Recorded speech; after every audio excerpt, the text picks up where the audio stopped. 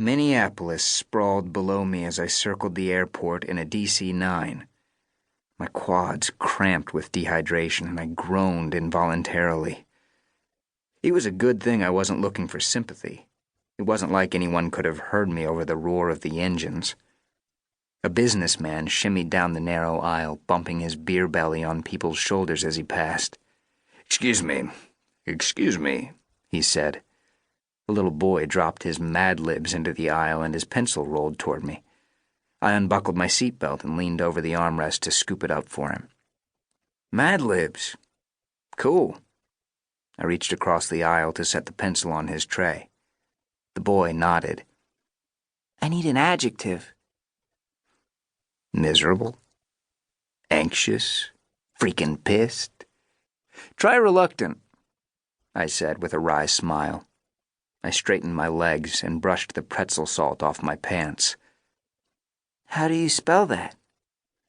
I wrote it out for him, then dragged a deep breath in through my nose. Dry, stale air laced with people's breath and body odor filtered through my lungs. The insides of my cheeks constricted against my tongue. I dug a plastic bottle out of my backpack and shook the last drops of water into my wasted mouth. According to my watch, I'd been dry 19 hours. 24 was as far as I'd pushed it before. Maris always warned us that that was the limit. I'd never felt the need to challenge her. On that point, at least. The flight attendant stood a few rows ahead of me, checking to see if everyone was prepared for landing. I raised my empty bottle and shook it to flag her down. When she glanced at me, I raised my eyebrows sarcastically. Hello, sweetheart. Yeah, you. A little quicker, please. Can I help you, sir? Bottle of water? I'm sorry, but our beverage service is over. We're starting our descent. She pointed toward the window to convince me. Outside, traces of dirty, late-season snow lay crusted and clinging to the Minnesota cornfields and roadside ditches. I clenched my teeth. Maris better be right about this, or so help me. There had been false alarms before.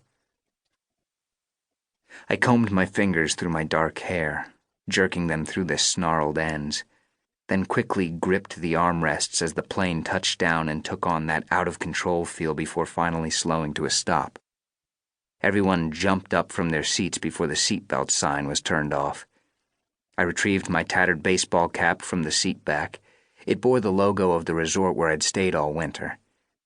I ran my thumb along the frayed brim, then pulled the cap down low over my eyes. Powering up my cell phone, I hit send. Maris picked up on the first ring. We've landed, I said. Come get me.